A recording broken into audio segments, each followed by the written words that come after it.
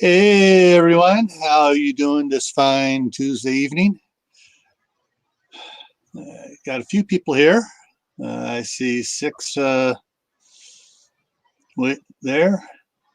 I see a body double at the bottom though. Yeah. I need to do one other thing here, and yeah, that one's muted. Okay. There, we're all muted here. So what's the weather look like out there, guys? Cold.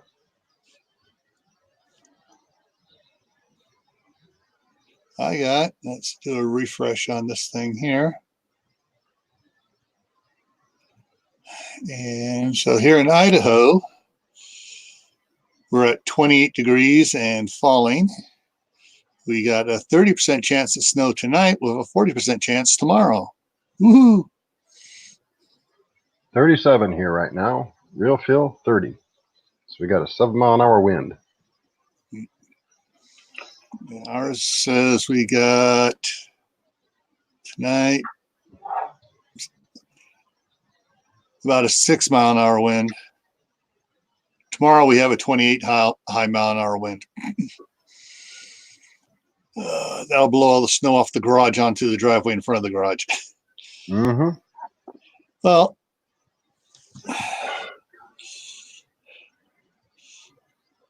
clear and decent temp here in Missouri. Hey, Tibor. Hey.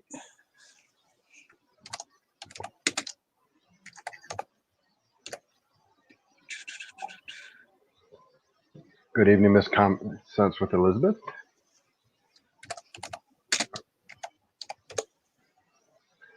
You got lost, Blue Healer. How did you manage that?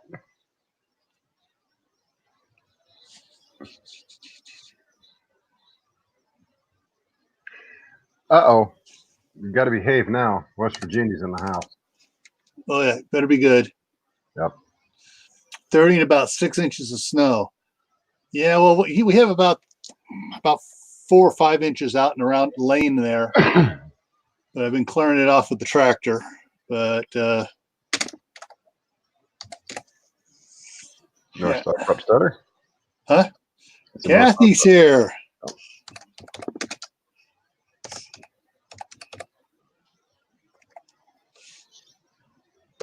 Kathy, are you feeling better?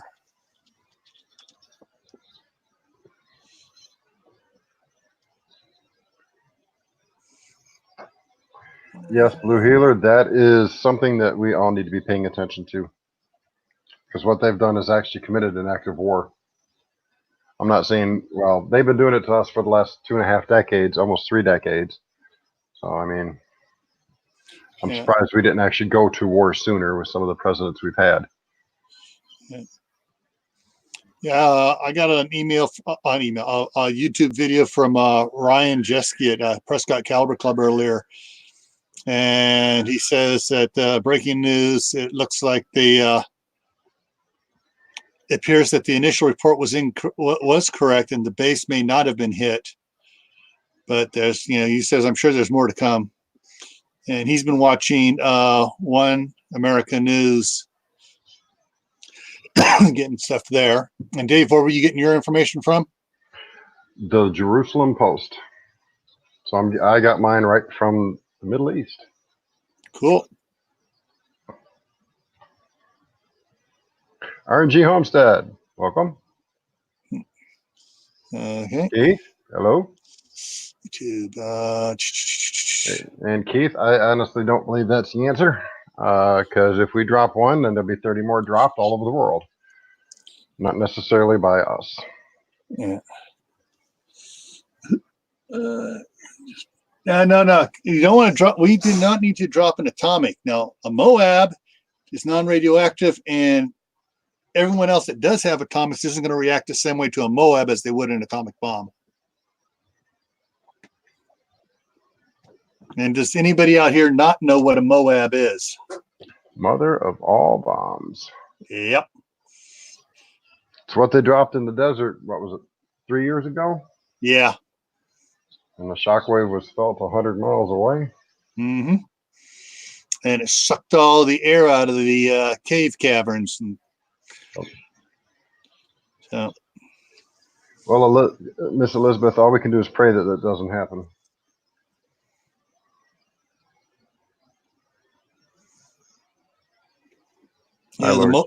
Yeah, yeah, they dropped the Moab up there trying to get some guys in the caves, and they got them all right. Ontario Homestead, that'll only happen when the good Lord comes back. I hate to say it that way, but that's just the way it is. Yeah, unfortunately, how do I put this without sounding insensitive?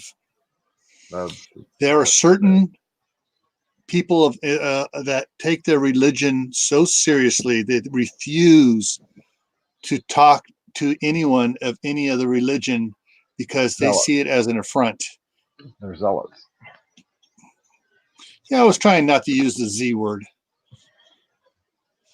Miss Elizabeth, they dropped that atomic bomb before, or not atomic, but the Moab before, to root out a bunch of tunnels that people were hiding in, causing dissension among the ranks, shall we say, is a polite way of putting their BS. Rolling Homestead and Wild Edibles, hello. Hey, guys. And yes, Ontario, it is a religious war on their part. It's called a jihad. And that's why they're doing it.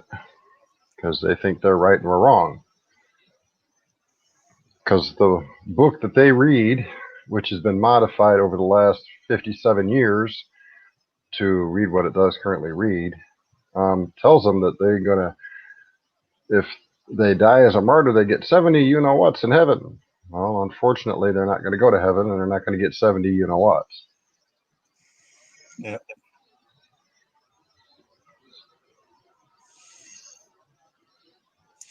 Got Mary Calder there and coming in as well. Yeah. All right, so let's get this. We're in here 7 minutes. Before I roll it off, quick, Dave, you're doing a 600, right?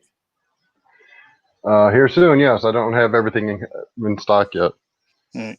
So, guys, if you're not subscribed to Southern Ohio Prepping, get over there and subscribe now before he puts out his full thing on the on his 600 giveaway. Because, like he said in his what is that? What do I call it? His preview to his 600 video, mentioned that he doesn't feel right for anybody just to come in at the last minute, subscribe, win, and leave. He doesn't think it's fair to everybody else, and neither do I. So get over and support him. He has some good information, and he has another look on life that a lot of us really need to have. Also, Williamson Ridge Outdoors is doing a 1,000 giveaway. I saw their little video today. And those of you who don't know Will from Just in Time Prepping, check him out. He has a really good channel. He spends a lot of time helping other channels. Right now, he has a GoFundMe page up. He has a video out on it, trying to get some money for an Energen air machine, the big one. Because right now he's tied down to a big machine in the back that's not portable, and an oxygen bottle. And those aren't light. Yeah, those aren't light. Even the not small easy to ones move. aren't light. They're still 25 pounds. Yeah.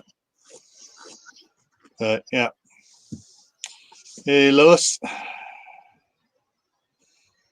All righty. So tonight, the main thing about tonight is plans for preppers and homesteaders, and actually basically anyone else that needs to get stuff done in a timely manner and not get discouraged in trying to get things done.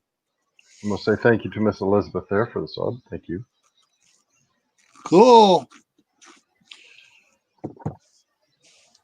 Good, simple living there. Hey, how you guys doing? Welcome here. All right, so for making plans and stuff, it's it's not just for a Tawaki situation or preparing for the end of the world. It's daily life. You need to set up plans. I was watching Prepping in Progress the other day, and he was talking a little bit about, what are the things you're planning to do this year? And when I replied back to him on the chat there, I mentioned, well, I plan to do this, and I plan to get the 5-year plan updated and working again. Now, I don't know how many of you out there know what a 5-year plan is. Most businesses use a 5-year plan. It's sort of a goal overall of where you want to be in 5 years. But it's set up in stages where you work on one thing at a time. Let's see if I can bring that other thing up here. This one here on the side over here. And let me bring it up on the screen here. Screen 2, share. And we're going to put this up there. Oh, there it goes. All righty. So this is what I use in a presentation I do at emergency preparedness fairs. And when I go do symposiums and people ask me to come in and talk about getting prepared and stuff.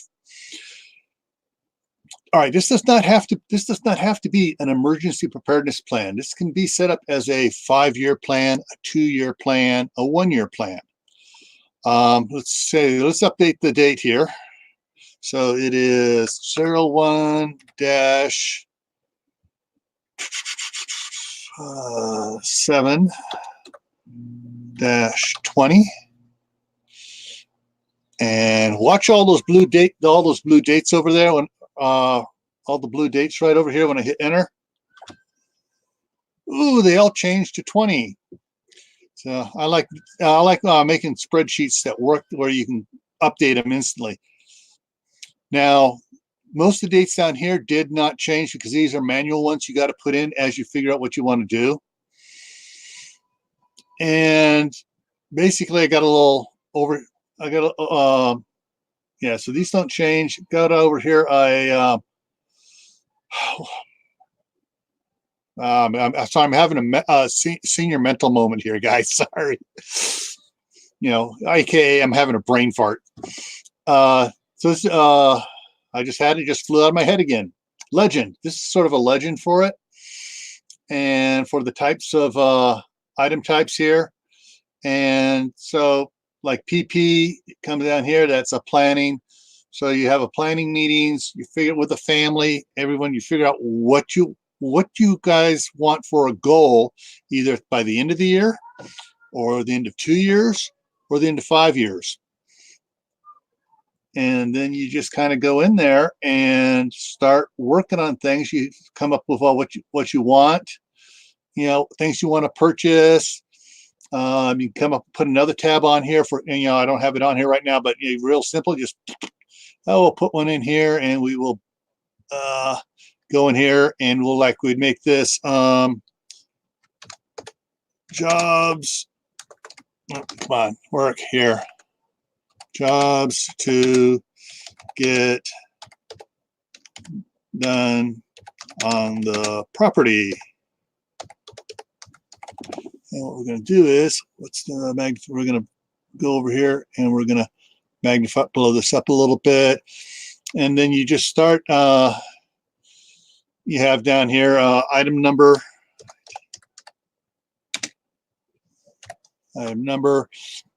and then you just start, and then item. So it's something like build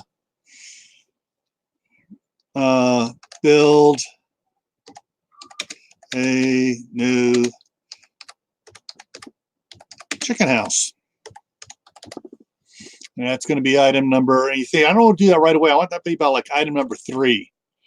And the neat thing about this, and you put an item number 2 in here and an item 1 in here. I don't know how many of you guys are familiar with Excel.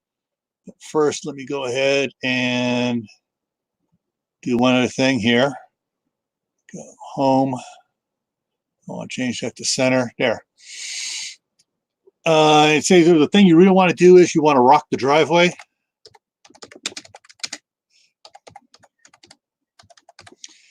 And you really want to get a new sewing machine. You want to clean all the windows on the house. because after the winter time, they're really bad.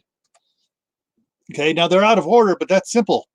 Highlight it here, go up to here to data, click on data, and sort. Hello, Palmetto. Hello, Detroit Prepping. And didn't even realize I wasn't talking. Actually, oops, okay, actually, I forgot to do something there. Let me redo that. It went up too high. It took all of it. Okay, do that again. Data, sort, boom. There you go. Put everything in order. So that's one of the things that Excel is really good at. And you over here on this page here, you put on the different things you want to do. Planning, organizing things, any training you want to get, freeze drying classes, ham radio classes, first aid courses, any equipment or supplies you want to purchase. You use something like this to help you get your planning done. So let me go ahead and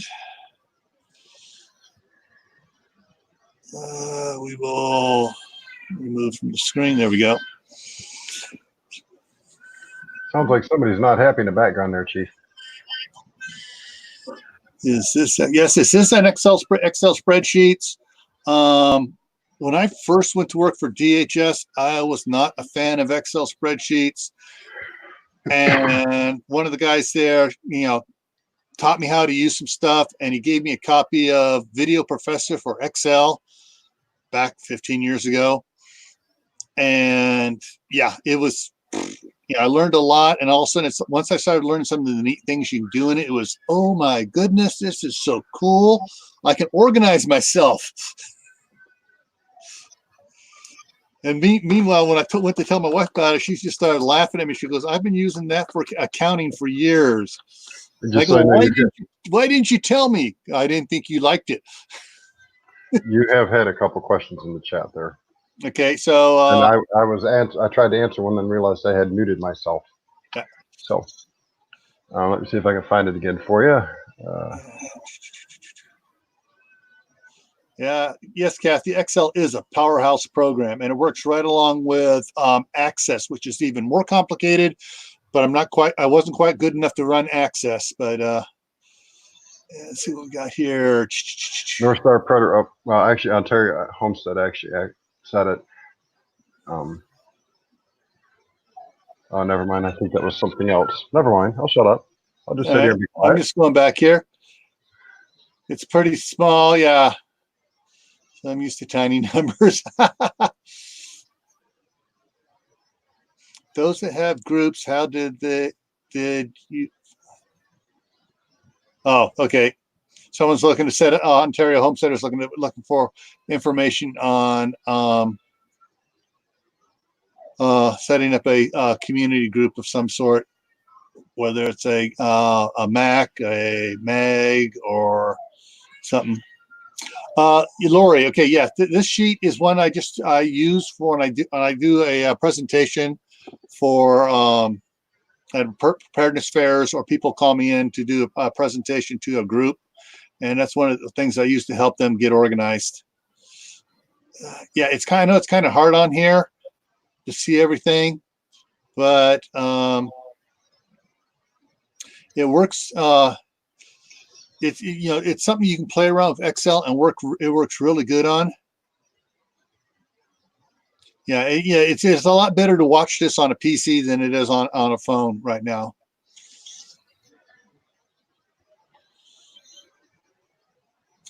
Now, my little kitty decided she wanted to play, and I wasn't prepared for it because I wasn't paying attention. And her front claw and my little finger met at a very obtuse angle, and I now have a red stripe going down my finger. Ouch. Just a little bit. She almost got smacked. Almost. Yeah, one of my daughter's cats came up into my room the other night. I forgot to close the one door, and decided that my toes were the thing to pounce on, and bit hard through the covers. Titan only did that once to me, she decided to crawl up and mess with my toes one night. I did get up swat her. She hasn't done it since. Yeah, my daughter gave me something to help control the cats in when they come up to my room, little water bottle, spray them slyly when they're doing something wrong. And after a couple times, they stop doing that. Yep. I have contracts of vicious. Oh, okay.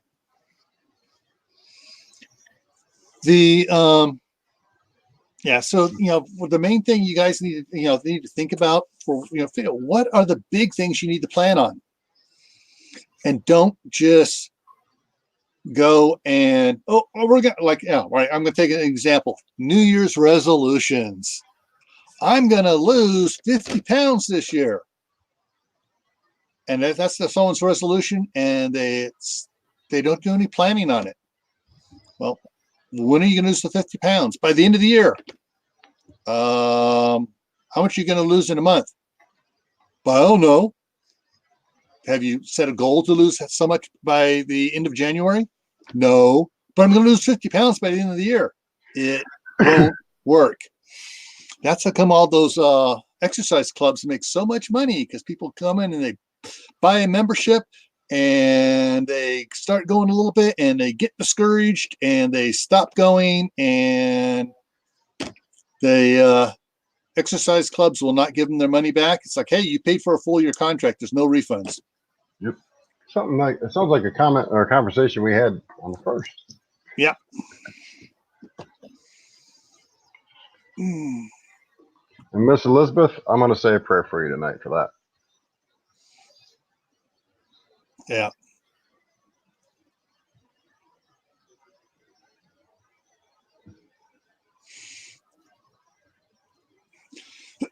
Yeah. So anyways, I'm kind of trying to keep up here on the side chat too. So anything you want that's really big, you want to get done. Yeah. You put that on top of your list of wants and things to do, put it on top of your list, and you put all the things you want to get done, like construction stuff, you put that on there. And then you go through and you figure out which one is more of a priority. You got to prioritize them, put a number next to them and just keep going, which one's most, and then you can sort them, look at it. Oh, I need this one's more important than that one. Change numbers around, resort it. That's where I like Excel. You can just change, resort it just like that. But once you have an idea of what your priorities are really for your family, you line them out. Then you can go to the use this and start doing this is what's similar to what we use in construction for a job line. Each one of these numbers is a week, and you say how many weeks do I have to get this done? And you want to make sure your goals and stuff you're using what's called the SMART system. And SMART stands for, it's an acronym. It stands for specific, measurable, obtainable, realistic, and time-based. So you got to, you got to figure out, all right, is the goal specific? I'll give you an example. I want to be a millionaire when I retire. Have fun with that. It's not really, for a person, it's not really realistic to say, because I'm not very specific. It's like, well, what's a millionaire? Is it just 1 million? Is it 2 million? Is it 5 million? And so basically you have got to set down, all right, I want to have, when I retire, I want to have $1,200,000 in all my savings accounts, retirement funds, and everything else. All right, so now you have a specific goal. Is it measurable? Yes, you have a number. Measurable ones are have numbers or yes or no. So it's like a race. It's the end. It's the end of the race. That's the finish line. Well, $1,250,000. So you got a measurable one, obtainable. Well, you got to be realistic about your situation. Is it attainable? Well, is mine attainable for me? Yes, it is. So, realistic. Well, it depends what when you want to retire. You got to set a date in there too. So I want to have 100 and I can have $1,225,000 when I retire at age 65. Hello, Ryder Dust and McCoy's Oak Hill.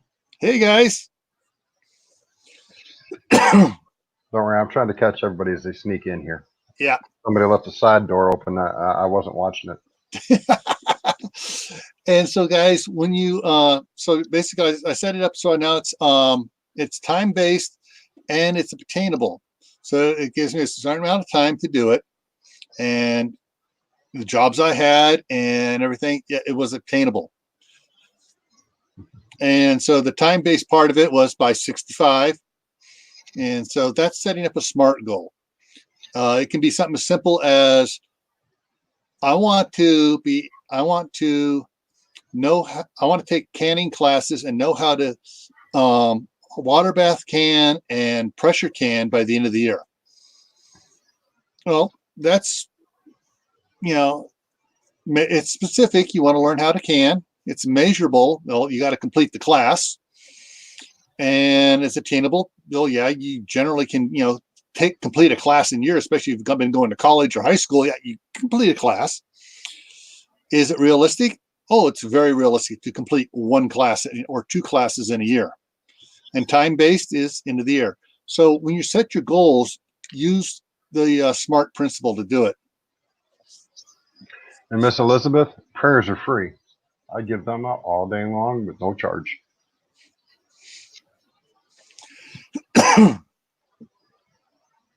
Thank you, Kathy, for putting that note in there. And Palmetto Prepared brings up a good point. Not that it is kind of prepping related.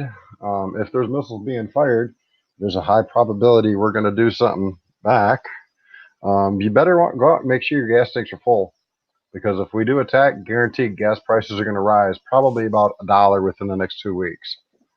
Yeah. It's happened every time we've started some kind of action like that. So here, that's your warning. Palmetto Prepared put it up there. So. Yep.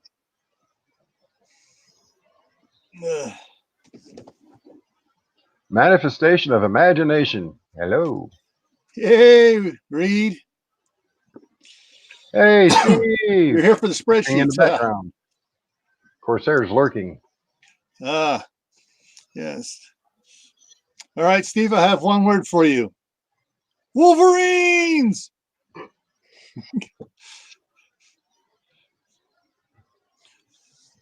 So yeah, there's a lot of things you can do to help get prepared, but the thing is, you have to take steps. You have to go ahead, make your list of what all the things that you want to do, you want to purchase, you want to learn. Use the Excel spreadsheet, and we throw that up again. Down at the bottom, I'm going to see if it's not going to enlarge the bottom here, but basically I got this first tab right over here is things you need and want. This one here was going to be, jobs to get done on the property, skills you want to learn, and your task timeline. Now you can keep on adding more and more sheets to break things down, make it easier for you to do and to keep track of. Yeah.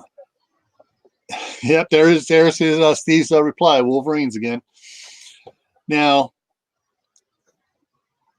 yeah, Anthony says, small steps to make big steps. You start out with your list and you start working on your list one thing at a time. That's where this spreadsheet, throw it back up here again, comes in. You got different things being worked on at different times. Some of them take a long time to do. Some of them can only take a couple of weeks. And you figure out how you can how the family can spread out the work and things they can do. Some things you can work on, like, the ham radio class. Well, that's going to be on a Saturday. So that's going to be Saturdays you can work on that. Canning classes. most likely going to be Saturdays. So they're on different, you say, finish one, you start the next. It's not all about the same thing. MOI has got a question for you. Yeah. All right. Hang on here. Right, Duff, I get exercise just walking to Walmart. Yeah. All right.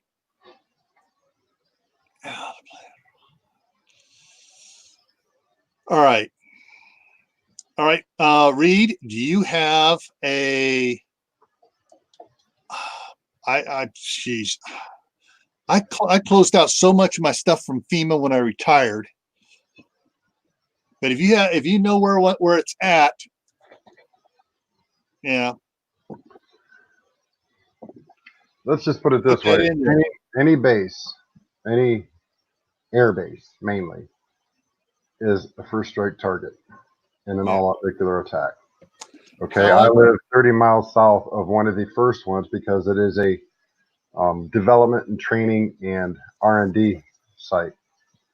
Okay, Wright Pat is a first strike target. Yeah. Everybody around here knows that, and I'm kind of stuck, unfortunately. But any place that does R&D, one of the few places that's never really talked about is Boeing and McDonnell Douglas, and there's another one.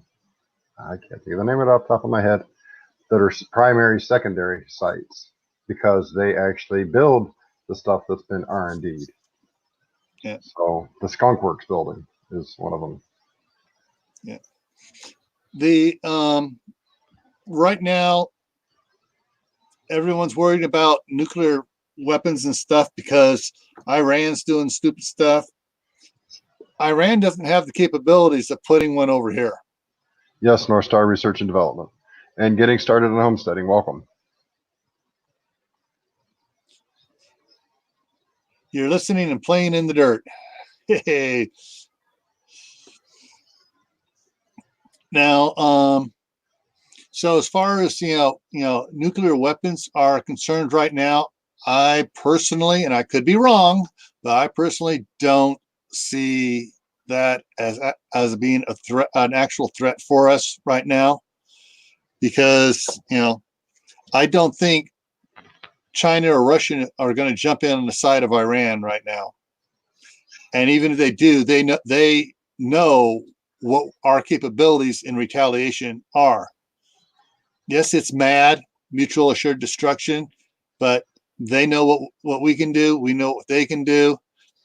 It's just that we got someone out there who thinks that they are blessed and can do anything they want.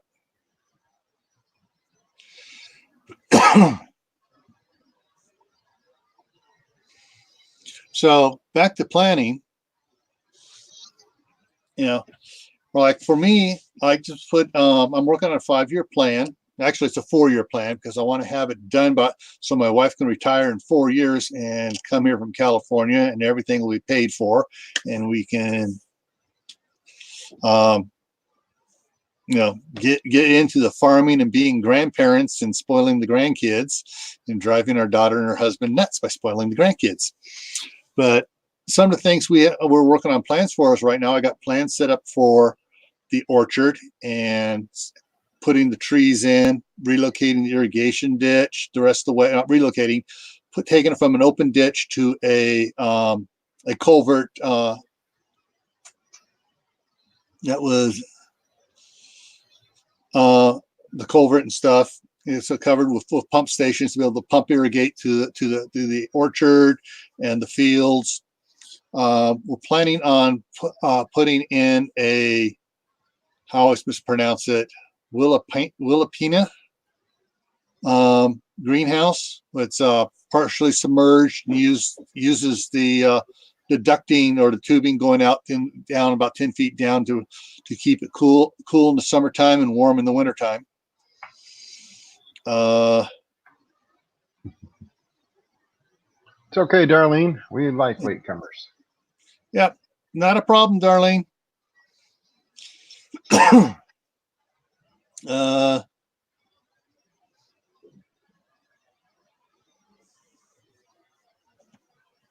Yeah.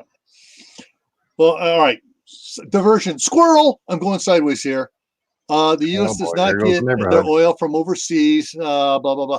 That was the whole purpose of the Department of Energy, was to get us off foreign oil when it was originally designed. Okay, I'm done. Back to planning. So what I've got things laid out. We've got an area that I'm pulling out the old dead trees from the original orchard that was on the property. We're going to be putting in what my wife calls a dinner garden there. And then we have, I've been talking with the local dairy that's half mile down the road. And this spring, they're going to bring me at least four, maybe more trucks of manure and spread it over the east 2.5 acres, and then pile the rest so I can spread it out in the garden and in the other gardens and around the orchard and stuff where they can't drive the big trucks to spread it out. So this is all stuff I've been working with, planning on. I'm getting dates set up on things. On my chart there, right now I'm in the planning and inventory stage on a lot of this. I'm finding out how much it's going to cost to build the Willapina greenhouse. I'm going to have to rent a bigger backhoe than what I have to dig down 10 feet to put the underground tubing in for the heat exchanger. Reed, who needs planning? I don't know. You do electrical work. Do you need planning for electrical work, Reed? That's manifestations of imagination. No, if you just throw it in the wall, turn the switch and see what happens. But so I know there are two guys out there that do a lot of planning and stuff. Both Reed at Manifestations of Imagination and Anthony at Palmetto Prepared. If either of you guys want to come up, put a 10 in there, and I'll throw the link up for you. There's no loud battery operated toys allowed in this house. I will shoot them with long, pointy things with feathers.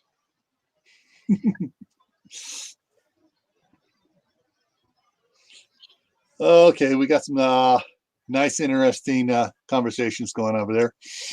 Anyways, so what we can do, what I'm doing, I'm laying everything out, what I'm going to be doing this spring, what I'm going to be doing in the middle of summer, what I'm going to be doing this fall, what I got to do to prep for the Willapina, which isn't going to go in until 2021.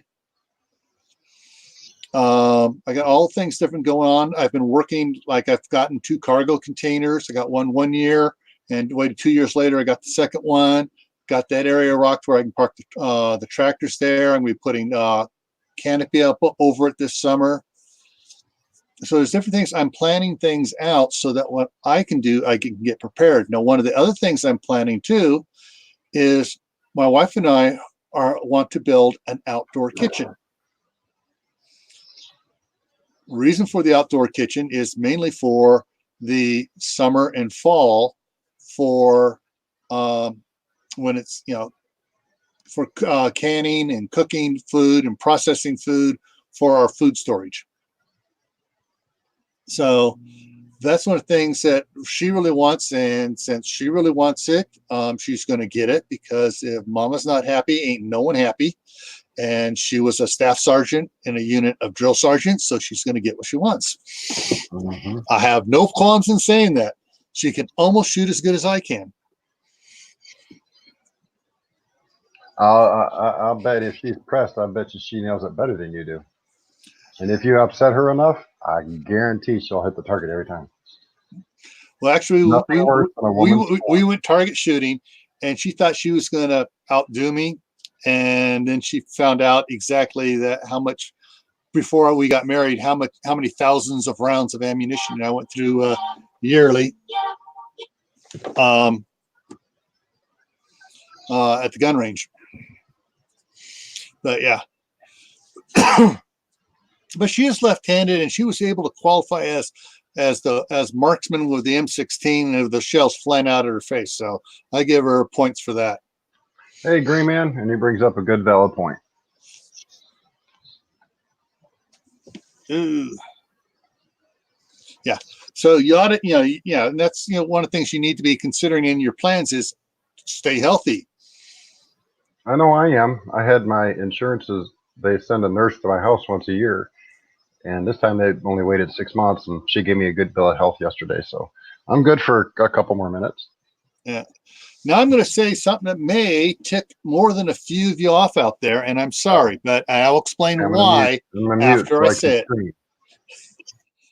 What are the 3 things that a lot of people put into their bodies that they really don't need to be putting into their bodies?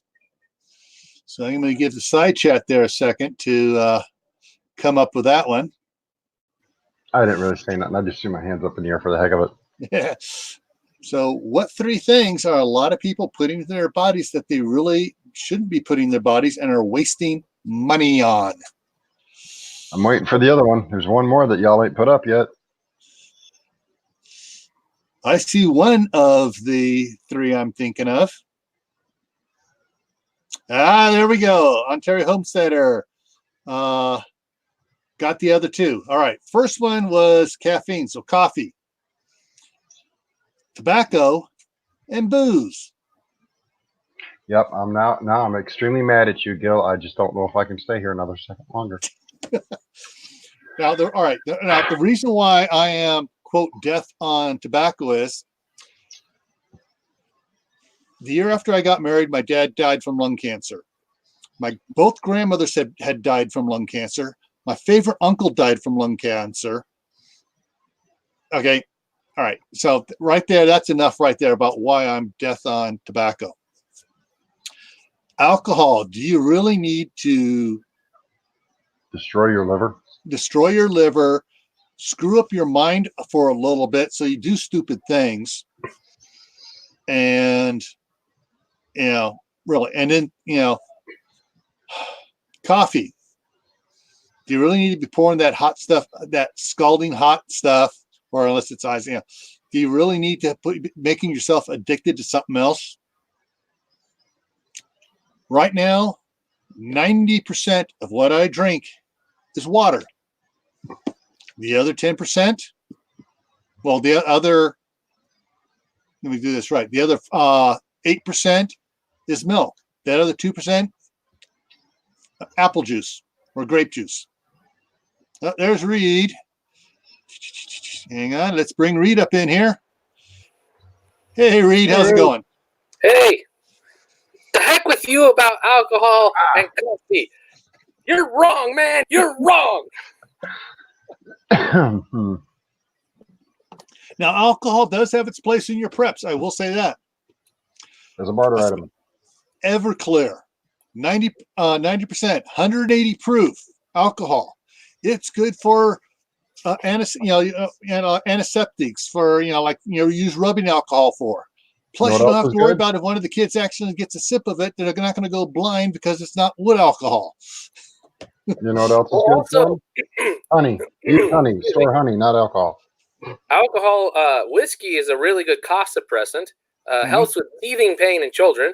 There's a lot of uses for it.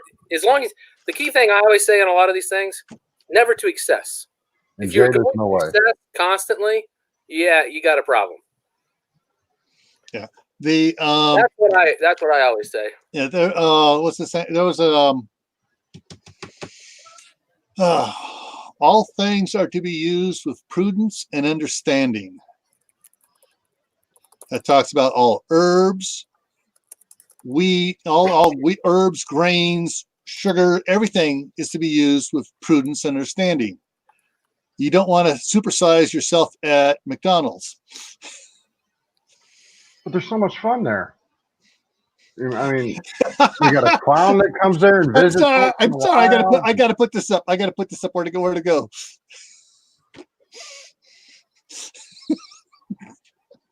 Interesting. Okay, but let's go on to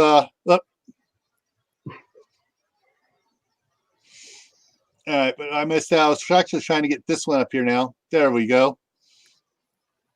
Yeah. So Anthony Reed agrees with you. Well, honey can be used on an open wound as well. Yeah. Yeah, it's pretty amazing. Helps keep it disinfected, and It releases peroxides and everything. But all right, the reason why I brought those three things up for your plans, if you were planning on quitting, use the smart system. I'm going to cut down from 3 packs of cigarettes a week to 2 packs of cigarettes a week by the end of February, and just do a little bit at a time. And how much I don't know. How much does a pack of cigarettes cost these days? Who knows? I don't smoke, so I have no idea. Yeah. I pay $1. Now, I have we kind of touched a little bit on the coffee thing Monday morning when Steve at Corsair's Trainer said he didn't have his Starbucks, and then someone else brought up one of those. That was that Black Rifle or whatever it is. Oh, that was me. Yeah, you brought Black Rifle. Yeah, I like their silencer smooth. Good stuff. So I mean, look at how much you're spending. If you go to Starbucks all the time for your coffee, how much are you spending there a day? Add it up. You'd be surprised. It's like, holy crap! Holy crud! I'm spending how much? Crap, If not a bad you word. want to hear cursing, I'll show you cursing. Now, I got grandkids around. Okay. Oh, okay. So I'm really trying to get rid of all the bad habits I picked up when I was working construction. You're a man, right? You're never going to get rid of all of them. Yeah, I know, but hey. All right. Dan says $5 in Idaho. All right, for a pack of cigarettes. Okay. All right. If you go through, I don't know how many packs a person usually goes through. A day or week. Averages 1 pack a day. 1 pack a day. All right. So basically, that is $5 a day. Get my calculator up here. 3 or 4 a day. 5 times 365 equals, that's almost $2,000 a year at 1 pack a day. I could buy a car with that. Yeah. I can't drive it, but I could buy one. Now, how much is one of those frou-frou Venti latte special autos with all kinds of macadamia nuts and cream poured on top? Yeah, whatever they sell at Starbucks. A person I know used to spend $15 a day at Starbucks every day without fail. Ooh, wow. Okay, hang on. Let me get on that one. $15 times 365 equals, that's $5,500 a year. Yeah, well, she can afford it. She's got over $160,000 in her account. And never mind, I'm going to shut up. No, I don't want to go down that rabbit hole. I really don't. So, yeah, all right. And so now alcohol. I don't want to pick on a YouTube friend of mine. What you going but to? I've picked on him a couple times in the chat on his on the things a little bit, but he makes a big joke about it every time he's turning around, opening up another can of beer. All right, how much does a 6-pack run, guys? I don't know. I have no idea. I have no idea. $9. Probably about $8 or $9, I bet you. All right, so well, that's really cheap stuff, so maybe $5. All right. So $5, and how many cans does a person go through a day? Some of the guys who work construction with at night after the job, 5 or 6 of them sit around. And they go through several 12 packs. They're all going through 4 or 5 cans. So it's like $20 of booze after work. And if they do that 3 nights a week, all right, times 3 times 52, that's $3,000 in beer. Just now that's the cheap stuff at home. Now, how many people go out and get blitzed out at the bar Friday night, Saturday night? You got to check out Jafum's comment in this chat. Which one? Carpenter language never goes away? Yeah.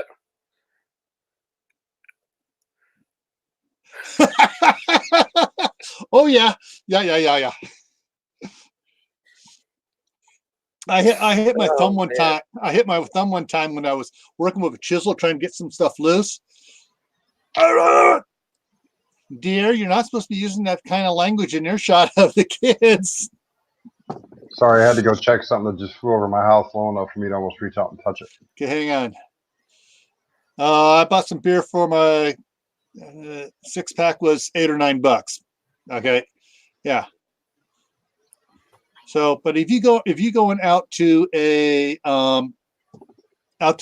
partying, you know, the nightclub thing, I know most people in here don't do that sort of thing. Yeah, if there was a guy prepping that was also a nightclub enthusiast in this group, I would be shocked, utterly shocked. Wait, Tyler, are you in here? Aren't you big into the nightclub scene? Yeah, Tyler's here. He said, Tyler says, okay, so save strong stuff for sterilizing. But well, you know, actually, you know, one of the common things to think about though is when stuff goes wrong and you don't have access to local anesthetics, getting people severely drunk for a big procedure, not a bad idea sometimes. Well, that's what they used to do in the Old West. Yep. They'd hand them a big bottle and say, "Here, chug." They pour some on the wound, tell them take another chug. Then they that's what John Wayne used to do. Yep. Now, strong alcohol, though, on a localized area, like if you were going to do stitches, can probably numb it up enough where it would not be nearly as bad. Yeah. It's still I would hurt, think. But heck, I mean, it numbs gums up pretty well. That's what they do for teething, so I bet you could do it. Yeah. Yeah, the 150. Untested theory, everyone. It's me guessing. Yep. So, Gil, I sent you the nuclear war target map by email for you if you wanted to look at it. Ooh, okay. And I'll be right back again. All right. So hang on one second here while I pull that up here. Come on. Target nukes. There we go. Open that up.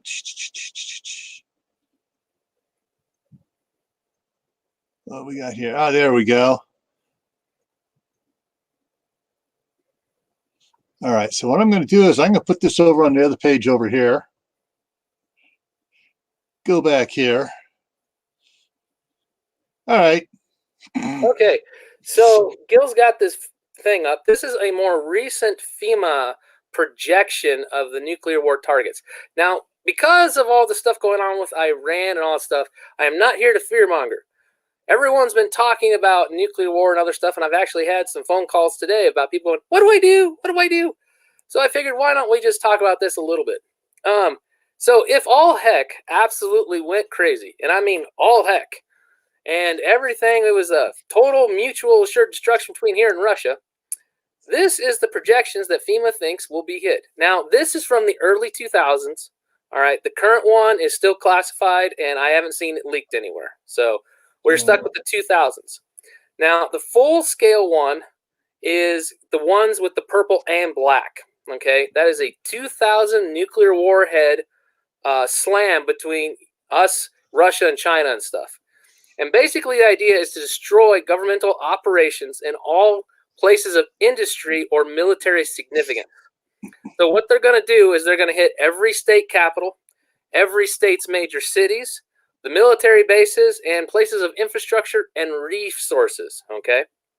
And you can see about how many darn places that is. It's quite a few.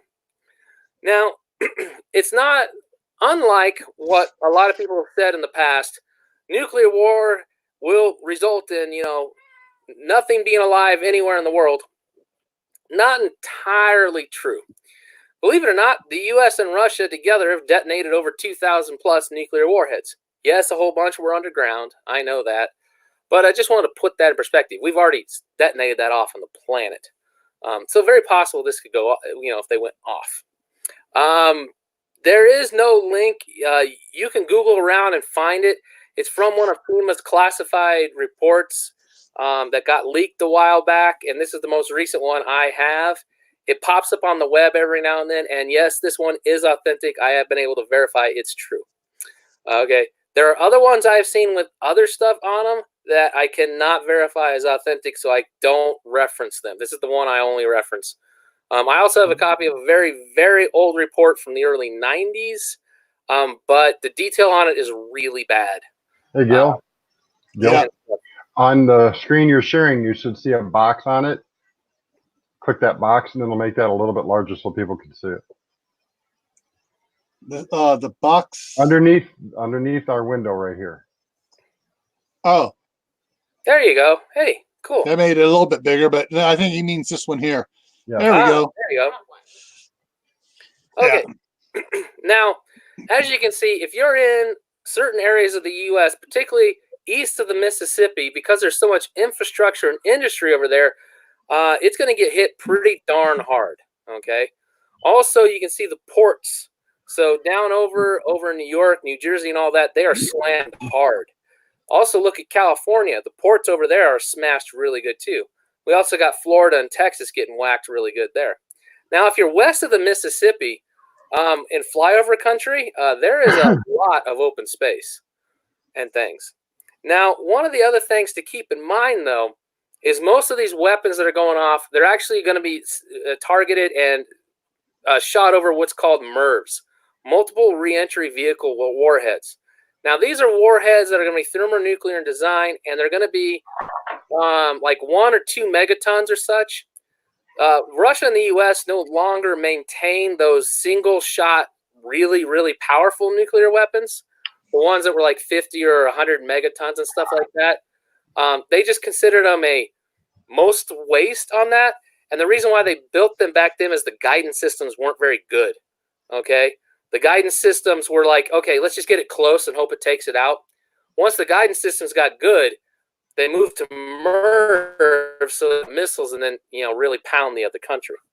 Now, anyways, back to the original point I want to make. If you're not in an immediate target site, like you're not going to get whacked, the prevailing winds are going to control a lot of the fallout, okay? Now, the fallout of nuclear weapons is interesting. And the reason why I say it's interesting is that because of most of these weapons are going to be air detonated and such, because that's how they get the most damage for the impact, it means that there's not, the fallout's going to be hot but burns out quick. Like if you were out there and it was raining the fallout on you, yeah, you're going to get a lethal dose of radiation. But protected in a structure where you're in a smaller town, like even 20 miles away from where the weapons hit, you'll probably be okay. You might get a little sick and all that. 100 miles away, you may not even notice it. Now, the other thing is, even in the target zones where a lot of the fallout's real concentrated, the stuff burns so hot so fast, it's in around 30 days, you can start cleanup operations. That's the projections. Basically, hide inside for 30 days, go outside, and you start cleaning everything up. Okay, now, what was the point of this? Am I fear-mongering and all that? Well, I guess sort of, but also the spreadsheet was kind of boring, and I thought, let's talk about something a little more interesting. Sorry, Cole. But the thing is, with everyone talking about, oh my God, nuclear war, well, the thing is, everyone usually thinks nuclear war is the end of the world. It's not. So this is one of the key things I like to always point about in prepping is, what if you don't die? All right, what if you figure you're going to be dead anyway, so why bother? Well, imagine you being one of these people out there that has no resources and this happens. That's not going to be good. That's going to be real bad. So good to stock up. It's good to put some of that stuff away and keep it and stuff like that, because if something happens, you can provide for you and yours and not go through the worst possible way to die. Yeah. Now, the other thing is going to holy heck out of us. We're going to do the exact same thing to them. I mean, a total and complete smackdown, right? Yeah. Okay. This is mutually assured destruction. What was the countries before when this happened? They don't exist anymore. They're gone. I mean, you look at like the Air Force reports and some of the others about continuity of government and everything else. They all agree is that the country reforming into what it was after such an event like this is going to be very low probability. And a lot of them refer to it as operating in a constitutional suspended state or something like that. I forgot the exact terminology they used. But this is why the chances of the U.S. and Russia, or the U.S. and China, or Russia, China, and the U.S. all going absolutely nuts and smacking each other like this, rare. You're going to have a madman elected. And even, people like, you got Xi Jinping and you got Vladimir Putin. And being in Russia myself, I have a pretty good idea of how Russians think. So don't think that. But one thing is, Putin thinks in Russian superiority. Xi Jinping thinks a lot of times in China superiority. I don't understand him as well. But they like being on top of their cushy positions.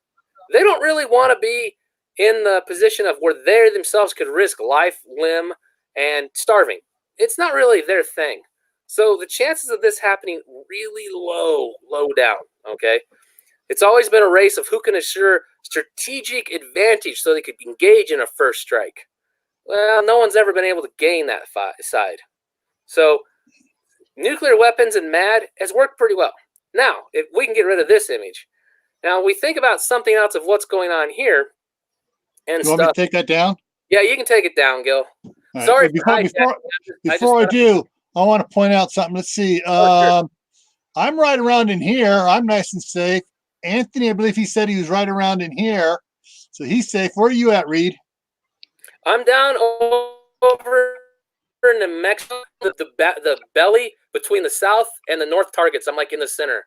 So right there. North and south are bad for me, but east to west, I got ways to go. Yeah. All right. I take that down. There we go. It's double clicking on me. Well, all right. Seymour, I got an extra bottle of pills. So if we do manage to survive, stop on over and I'll give you a bottle. Yeah. And that's for the iodine tablets.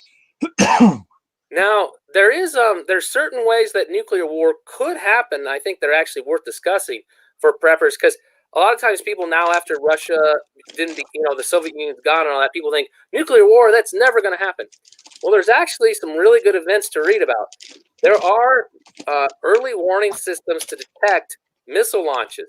They have accidentally gone off, and people have thought an incoming nuclear strike is on its way.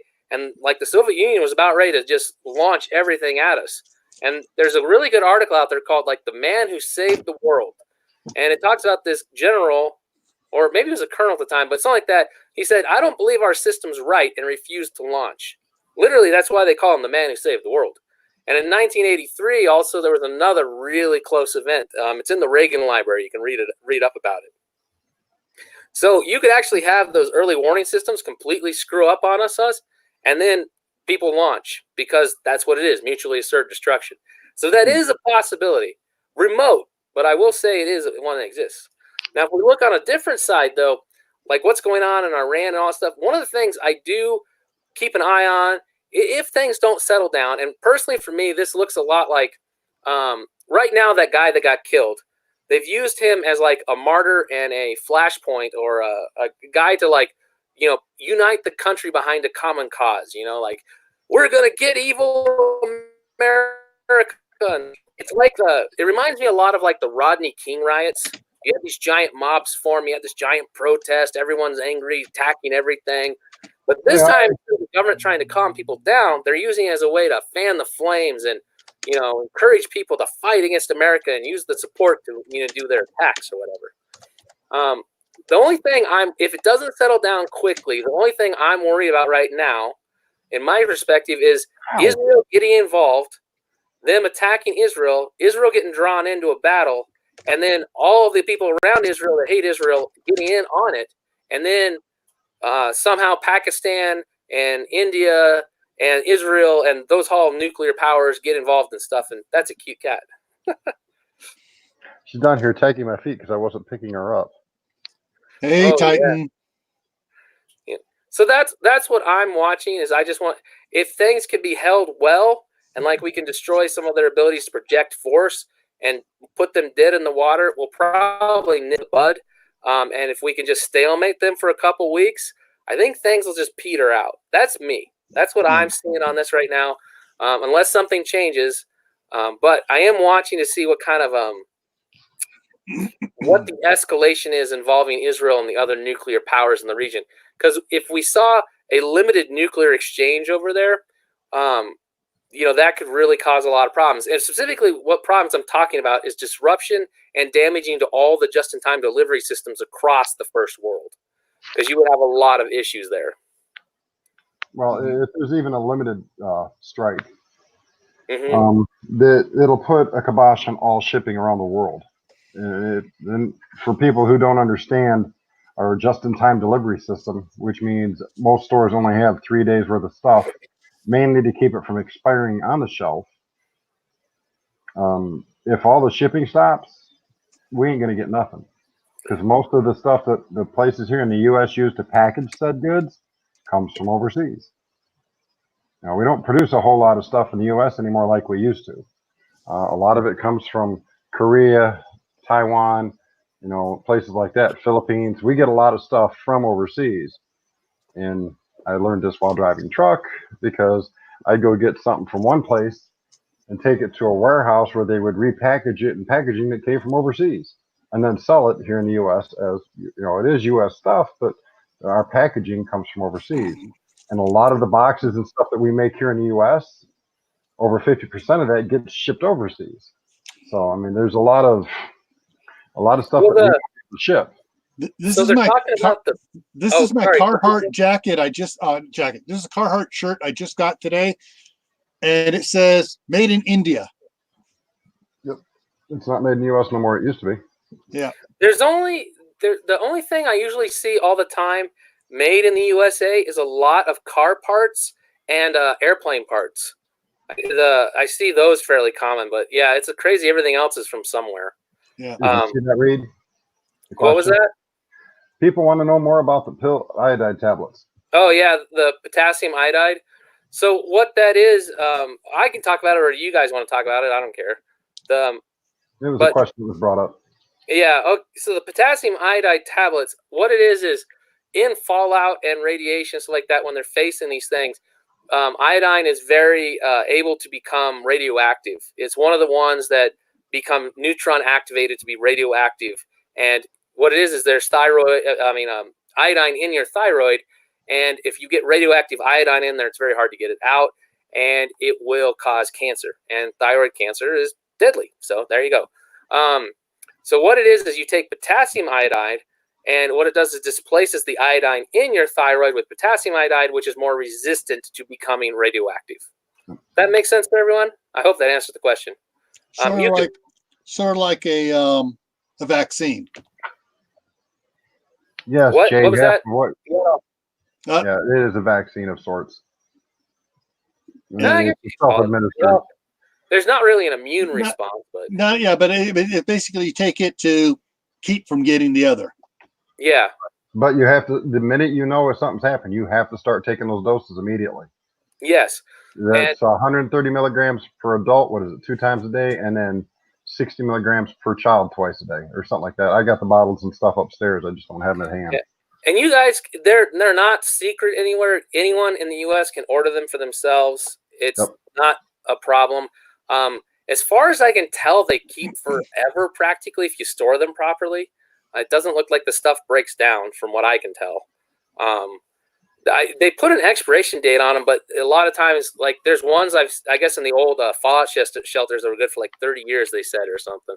Right. The Department of Defense recently, and it has been over the last several years, along with FEMA, who has a bunch of stuff stocked up, have done tests on stuff that is as old as 30 to 40 years old, and it still has its potency. It still has 90% of the potency. There are some medicines that will turn toxic after a while. Oxycycline, that's the one to worry about. Yeah. But, you don't have to worry about stocking all that stuff, because you know what? Fish antibiotics and some avian antibiotics are the exact same stuff that doctors prescribe to us. And if everything goes right, in 2 weeks, I will have a special guest on to discuss on my live stream those very things. Now, the other thing. Oh, sorry, there. I thought you were done. I'm done. Yeah. The other thing, though, to warn about that, taking the pills doesn't stop radiation poisoning. If you are out in the thick of the mess, you will still get sick and die. This is just to prevent thyroid cancer. It's not curing radiation poisoning and all that other stuff. Stay inside and all this other stuff that things went up. Now, if we look about on the so the scenario, the other thing I do worry about, this is my own theory. Feel free to disagree with me. Call me a nutcase. One thing I worry about is when you have these kind of escalations and you have these people united in, I hate America, is people that are sympathizers to their cause, we could have increased terrorist attacks on U.S. soil. So I do say be careful. Keep an eye on crowds. Keep an eye where you're at. Just be safe, everyone. The other thing I do worry about is you could have people like they couldn't say we stop their ability to project force and all that stuff, but they're still angry. They want revenge, and the people are demanding revenge. Well, maybe they could partner up with North Korea and some of those others and go for one of those EMP strikes against the homeland. Possible. It's something I could see I would say possible, but not likely. I would call it, the Hail Mary event, but I would say possible. So something I kind of worry about. But that's me, my own personal thing. I'm not fear porning. I'm just telling you what I think sometimes, people. Okay, hang on. See if I can get this to work right here. There. I just quick while you're chatting there, I quickly looked at Amazon, and this is all the potassium iodine that they have over there on Amazon. I mean, there's a lot of different stuff. So how's a person to know what ones are those stuff you're supposed to be stocking up on? It'll say for radiation on it. Okay. All right. But yeah, so you have to do a little bit more research, and you're just going, oh, I'm going to go get this one here. All right. And pull that back down. Here, Gil, I'm going to give you a place to go look. All right. I'll put it in our private chat here.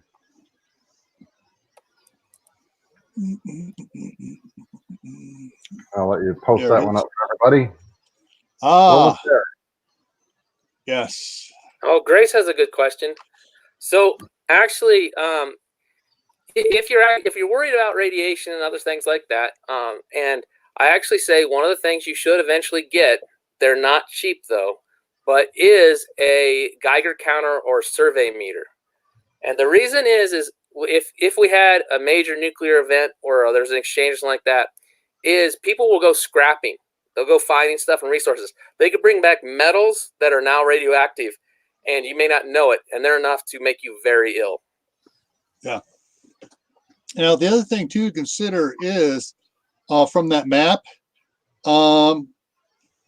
they may go with a limit. If somebody goes off the wrong end there and fires something too soon or whatever, both, we do have some limited capability of shooting the stuff down before it comes down. I said limited. We're not going to get most of it. But even then, what is there's also a probability of some of the things just malfunctioning and not going off.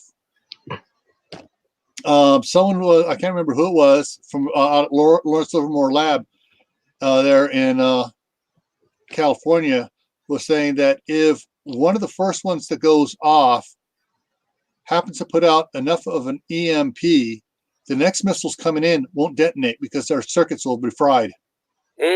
That's not entirely true. The missile casings are very well shielded, so they will definitely go. Yeah. I mean, they actually go through a bit of an EMP on re-entry, because you know how like the Apollo mission, when they come in, we would lose radio contact for a period of time. Yeah. They're actually traveling through a lot of electromagnetic fields. Yeah. That's probably the only thing that's keeping a few certain interesting nations, shall we say, from being able to develop that, because they haven't got that technology yet. Yeah, that is not easy. The re-entry stuff is very complicated.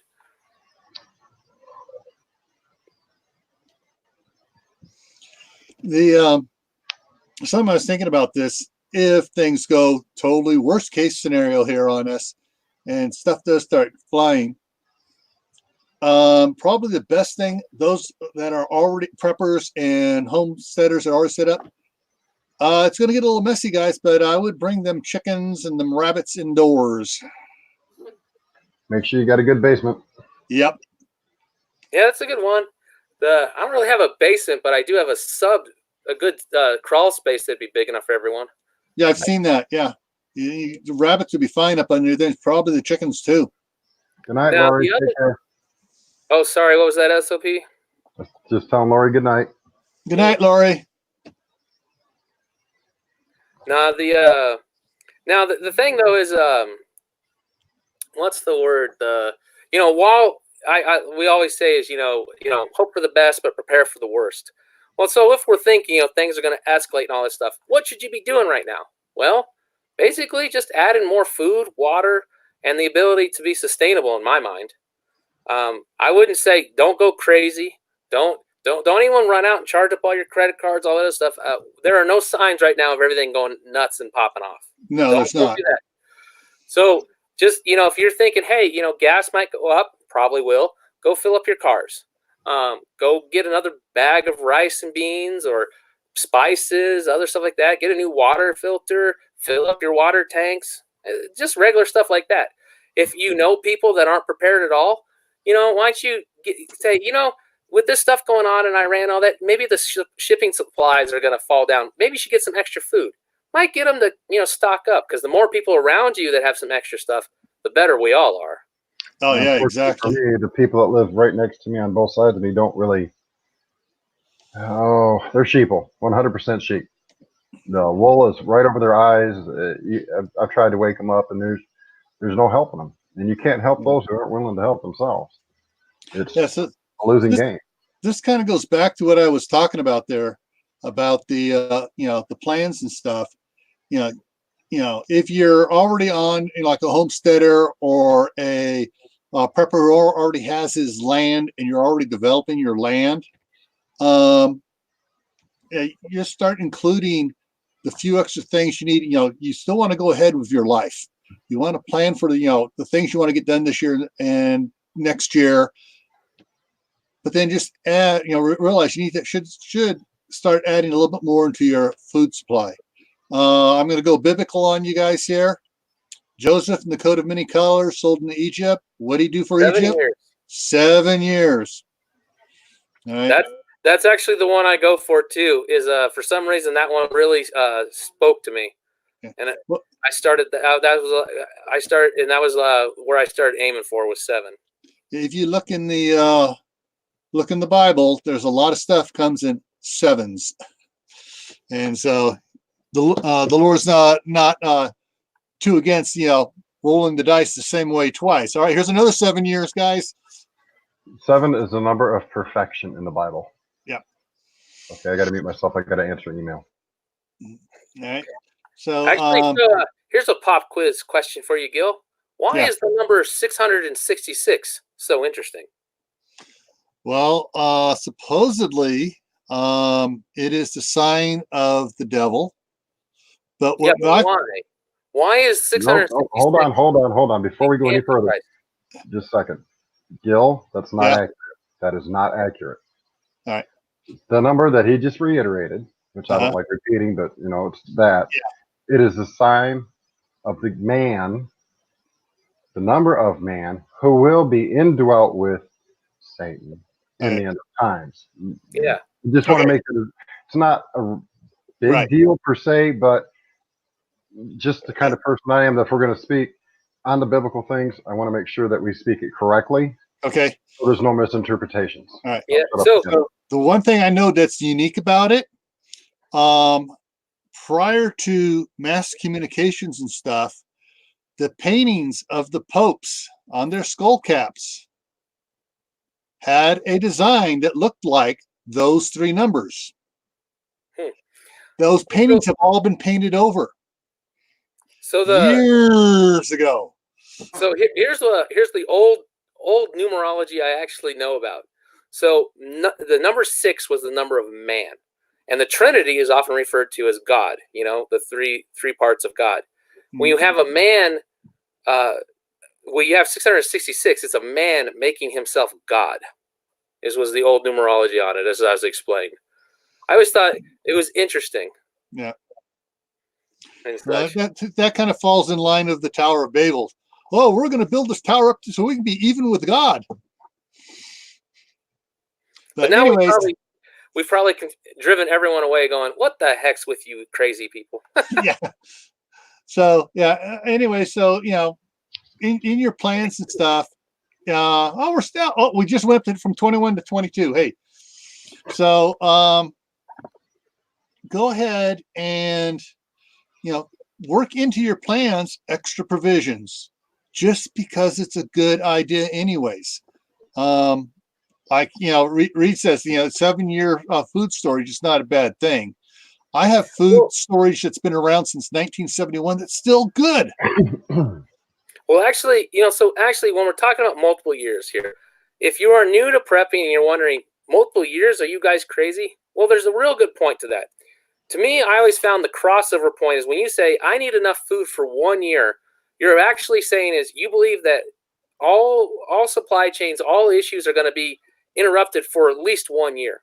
Well, if you think that far, there's going to be that bad, that means you actually, to have to get things going again, requires farming.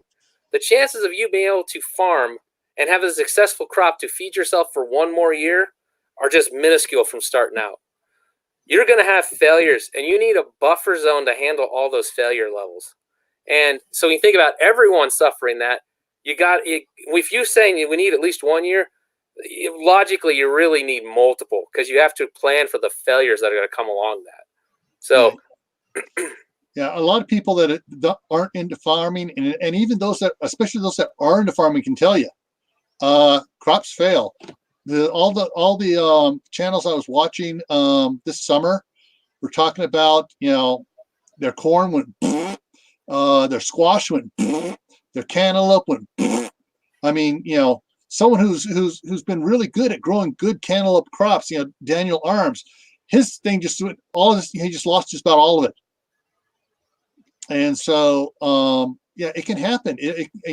1, 2 years in 2 years in a row, and if you don't have enough food storage to carry you through with what you are able to grow, you're going to be in a bad way. And actually, Gil, you hit something else that's really important is when we look at what we're going to be farming after these, because the resources are going to be so messed up. There's going to be so few people and all that. We can't specialize whole fields like that. We have to diversify it. So, if you get a hailstorm, you still have root crops going on and stuff. I mean, you got to have, beans, corns, all sorts of things. And then we got to be able to feed our livestock. Yeah. It's a lot different than the monoculture that goes on in a lot of the industrial farming today. Huge difference. Yeah. Okay. All right. I'm just waiting here. It hasn't been that long since Howie said something. It's been 3 minutes, so I thought he was going to hop in here about crops and stuff. But crop rotation, diversifying, and you should be diversifying anyways. Here it comes. Microgreens, micronutrition. But that's better than not having anything at all. Yeah, if anybody looks back at one of my earlier videos when I did about what my wife did to our front yard in California, turning it from lawn into a big garden and stuff, she's got all sorts of different things planted in there. She's trying to plant things next to each other that repel the pests that bother something else. So, she plants marigolds out there too, because marigolds chase off a lot of pests. And she's, she's talking to all the master gardeners in the area back there about what to plant and everything else, so that the crops she does plant are protected by other plants, and she's not having to use pesticides or herbicides or anything else in her garden. And there's quite a few things. I mean, she'll have on one side of the garden, she has the thyme and the rosemary. On the other side, she's got the basil and something else, and she's got borage. She has borage spread all over the place because it makes the bees happy, and it chases off some of the tomato hornworms. Chases off tomato hornworms. So wherever she has tomatoes, she has borage planted next to it. And what I liked about the borage is I'm going out there and the bees are everywhere, but the ones in the borage are all mellow. There's something about the borage that mellows the bees. Well, actually you bring up something else that's very important. is a lot of planting and stuff done today is, you know, one crop over this area. We need a companion plant because a lot of plants put together work really well to support each other. And that's really important to know. Yeah. So, I mean, that's, you know, one of the things that my wife and I are doing is, you know, finding classes on, you know, the higher end of gardening, more along the horticulture, to find out what plants actually should be planted together and work. And that's one of the things, like why we want to do the that Willipina greenhouse, is that they're, you know, the videos and stuff I've been looking at, they've saying, all right, you plant this, as you go down, they're planting from one plant to the next type plant, to the next type plant, to the next type plant, that are compatible next to each other. And so basically you wind up with a functioning ecosystem in the greenhouse that grows year round. Because I mean, the one video that I was watching on, the guy in Kansas, where he gets down to, you know, sub-zero weathers, he has orange trees and banana trees growing in his greenhouse, and he's had them there for years. It's kind of incredible to me.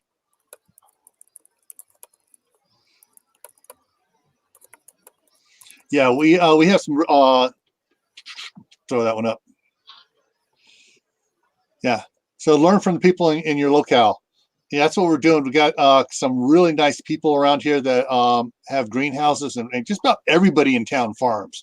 And so when my wife and I were walking around earlier this summer, we were stopping and talking to all of the couples that had, you know, older couples that had big gardens out, talk about what works best, what doesn't work best. And it's like, you know, some of the ones that had lousy, last year was lousy for them here in Idaho for the cantaloupe.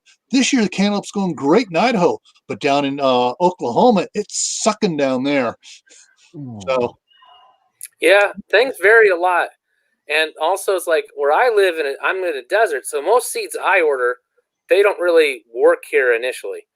So what you do is you plant them, you get them going, and you save the best ones. And after a couple generations, I can have a crop that actually starts working pretty well. yeah. You know, and you just got to also you got to realize weather patterns as they change in your area are really going to affect your crops. I mean, like you get like we were just seeing, sometimes you get years where I get tons of tomatoes, other years just a couple. Yeah, I'm not sure which. I can't remember who it was. I'm not sure if it was Stringfield Ridge or one of the others out there. Was talking about the sun, the arc of the sun has shifted. What, you know, now it's being, you know, you used to hit the side of their house all year long, all summer long, but it's dropped down, and the outbuildings are blocking it part of the time. So like the Earth's tilt has been just a little bit. Of course, it doesn't take much for the Earth to tilt a little bit to really. The Earth is always the Earth actually wobble a lot, and the tilt changes every year. Yeah, it's not a perfect pattern. It's like a knuckleball. It's actually like a 27,000 year cycle or something as it wobbles along or something like that. Yeah. I have to look it up in a book to be sure, but I remember, yeah, but every year it's slightly moving, and, you know, we got the magnetosphere changing and everything else. Have any of you guys thought about trying aquaponics? It's been on my list. I haven't gotten Somebody mentioned that in the chat a second ago. Yeah. There is back in California coming up in February, end of February, 1st of early March, they do a big garden seminar thing. They bring in instructors from Boise, from back in Atlanta, come in for this. I forget what it's called, but basically they got like 40 classes going on, and you sign up and they got 5 periods during the day of classes going on, and you can go around to all the different ones and stuff. And one of the guys at the back of the church there has set up 3 huge 300 400-gallon tanks that are set up for aquaponics, and he's been running it now for like 5 years. And Gilbert, there's another link for you to put in the chat. Okay, thank you. That is Dr. Bones and Nurse Amy's channel. Nurse Amy does a lot of gardening stuff. And I was actually checking out a few videos today because it's been a while since I've been over there. And I learned a few things there. So she might have some good tips for you if you're just now getting started or just bored and want to watch something to see if maybe it's something you need to know. Yeah. So with your gardens, everybody, is something you really got to plan out. And crop Right, rotation Howie. year to year.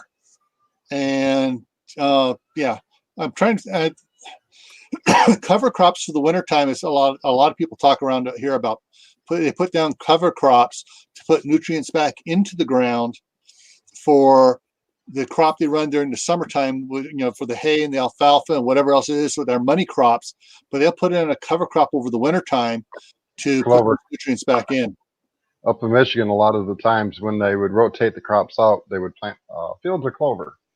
Yeah. Now, I don't know if they do that in all grow zones, but I know up in Michigan where I paid attention because I lived out in the country, they'd run their corn, they'd run beans, and then they'd run they run corn, then the other stuff I just mentioned, and then they'd run beans the following year. Then they'd put another row of clover in, then corn. But of course, these are farms that are 500, 600, 700 acres to farm with, so they can afford to rotate the crop out like that. Yeah. And most of those guys never actually have to spray a whole lot of pesticides or other stuff. Yeah. Nitrogen fixing plants are super helpful. Any beans, peas, corn, there's a whole list. Get a list and see what works well in your area, and be sure to use them. Yeah.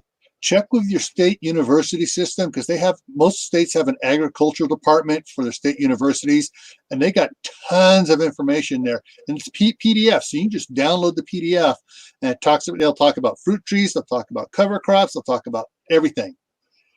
And so they've got a lot of that stuff. The information for you to help you get your garden going right.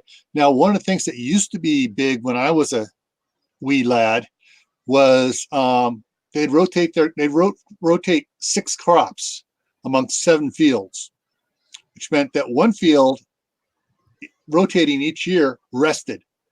Nothing was grown and harvested out of it. It was all cover crop and turned back in. So it was one of those things that works, that they used to do quite a bit. Another magic 7 number. And also, you need to start learning about your soil and what grows there now.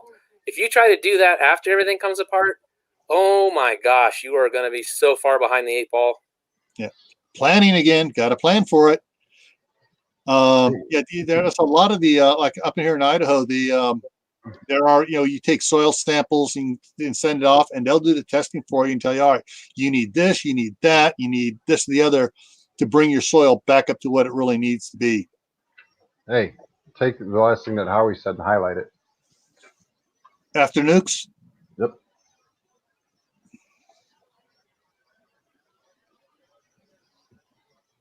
Well, I guess if it's deep water, Howie, I'll fully agree with you.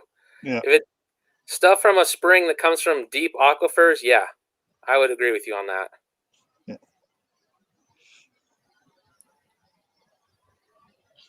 Now, if you have, after things like that, and we're talking about runoff and things, and you're picking up chemicals,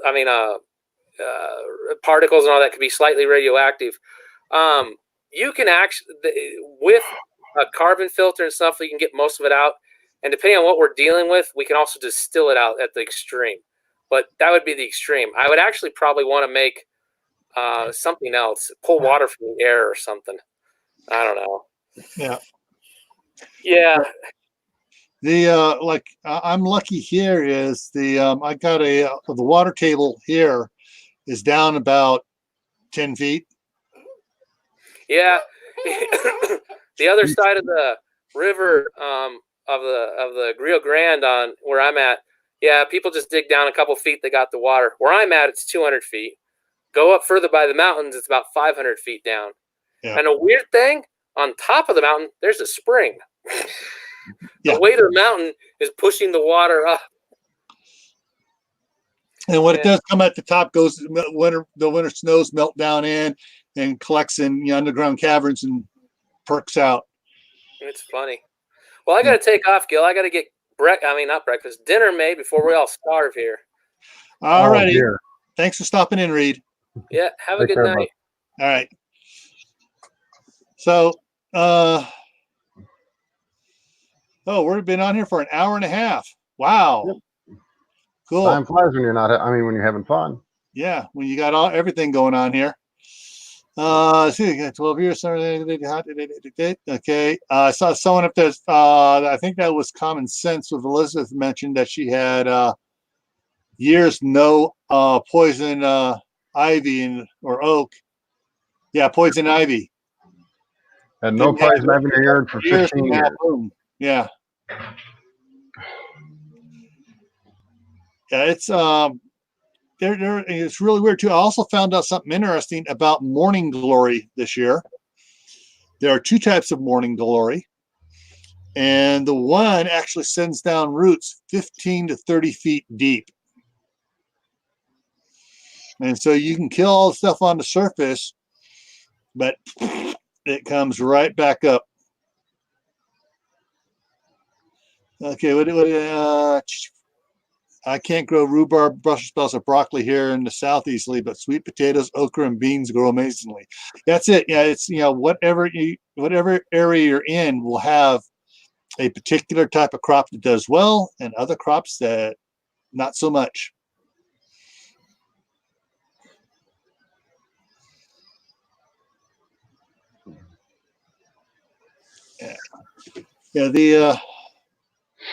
So my wife and I are planning out our 4-year plan and stuff, trying to figure out exactly what we're going to be doing, and the multiple crops things is what is one of the things on our mind.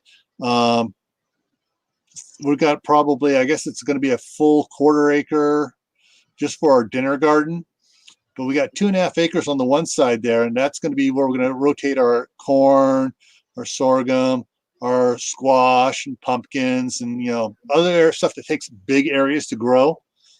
And we're just going to divide that up and rotate it from one section to next section yearly. So, and then find out what sort of winter crop would be best for our area. That's so we got to do looking into things.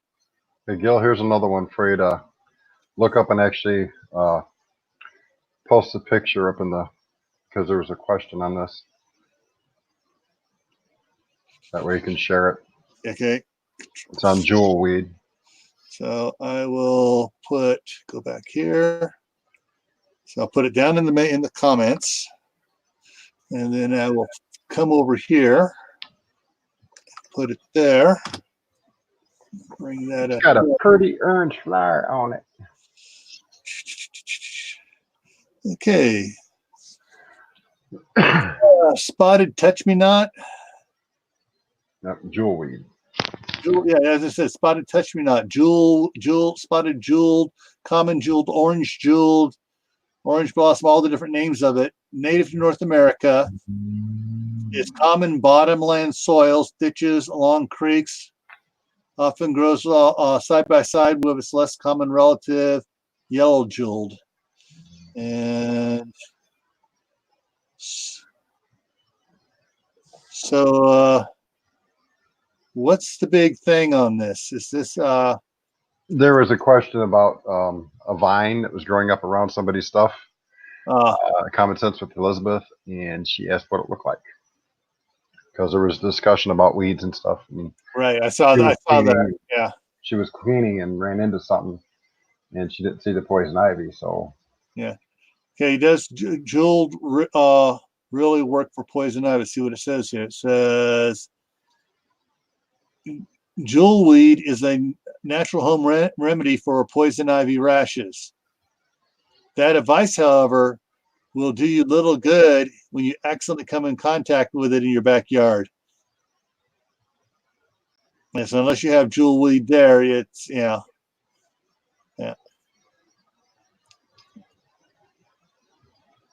Uh-oh, there's another cat in the chat. Oh, Hooples. Hey, Hooples. All right, pull this back out. There we go.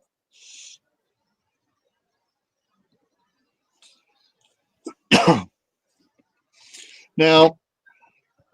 Oh, come on, Hooples. Build a fallout shelter.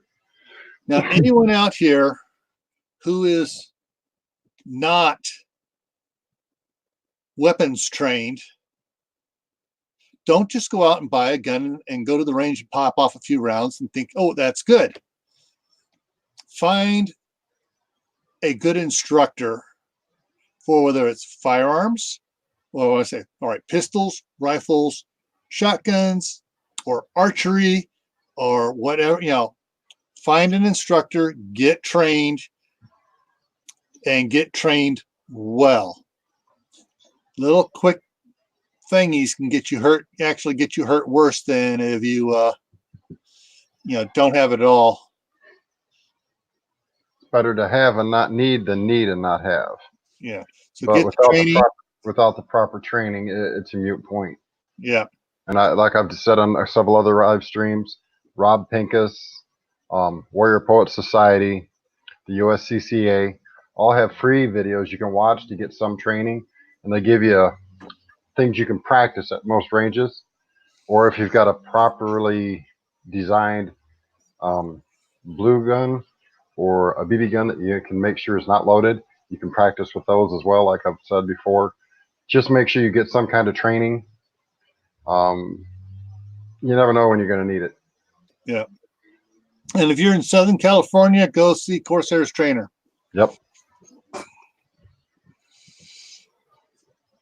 Yeah, there are some really good professional ranges around. Front Sight and what's the other one down there in Arizona? There's one, I believe Front Sight's in outside of Las Vegas, and there's one other one down in Arizona, and there's one up in Washington, I believe, that are rated really well. And then, of course, there are trainers who'll teach you how to move and fire at the same time, and really run you through your paces and make sure you're good. Actually, Front Sight Training Institute was founded in Bakersfield, California in 1996. Mm-hmm. Yeah. Yeah, there's with Front Sight, or is it Aim Point? Is Front Sight in Vegas now? No, everything I'm seeing here shows it still being in California. Okay. Okay. If it's not Front Sight, then it's got to be Aim Point. Actually, there is a site in Nevada. It does say there's courses offered at Front Sight in Nevada. Yeah. Yeah, that's their new facility then. Every Saturday, Monday, Wednesday, and Friday. Yeah. A couple Thursdays. Yeah, the facility in Vegas, they're building a motel there, and a bunch of stuff there.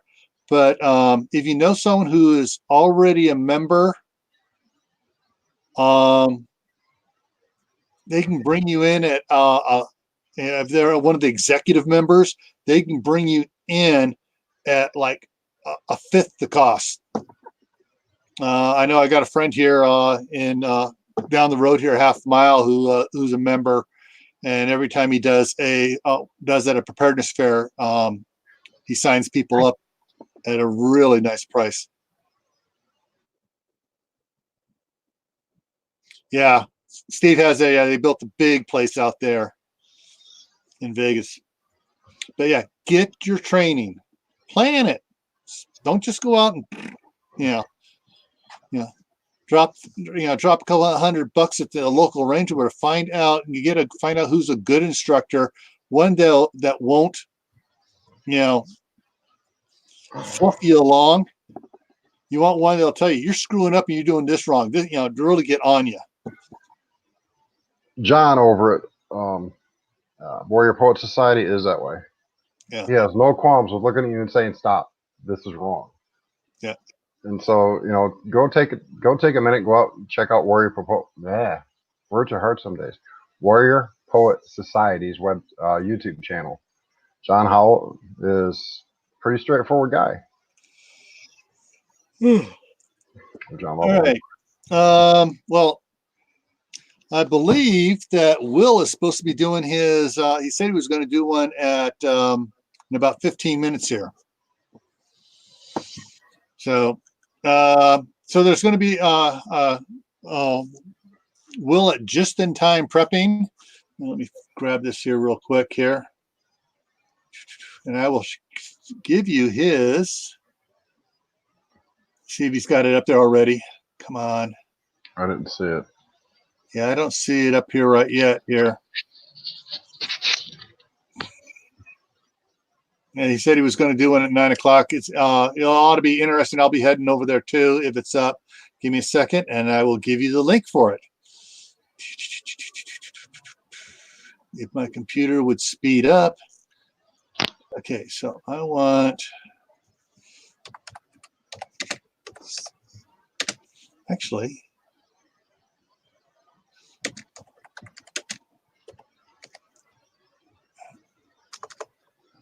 Of course, Will has a bad habit of posting before his previous live stream even is over with, so Yeah.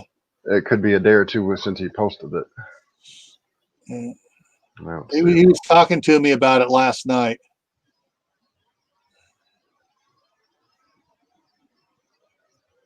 So, of course, if he's not feeling too good, he may have changed his mind. Let me see what we got going on here. Yes. Yeah, because I expected him to come in here. I thought I sent him a link to this. He may have dozed off. Yeah, he may have dozed off there. All right. Yeah, there's nothing up there right now for it. But hey, that's another channel. If you're not subscribed to Just in Time Prepping, I'll just throw up his channel here in the chat. Control C. All right, Steve, take it easy. I honestly don't know. I'd have to try and. Is that the right one here? I do believe that's the one that he pulled up, Warrior Poet Society. So if you pulled that up off the Warrior Poet Society, then yeah, that's the one. No, I think I pulled. No, I'm talking about what North Star Prepsteader put. No, okay. Make sure. I think I got Will's up in there right now. Mm-hmm. Yeah. Yeah. So actually, that's his videos channel. Hang on. I went to the video page. Let me go back to the home page here. Bring up the home page. Can I?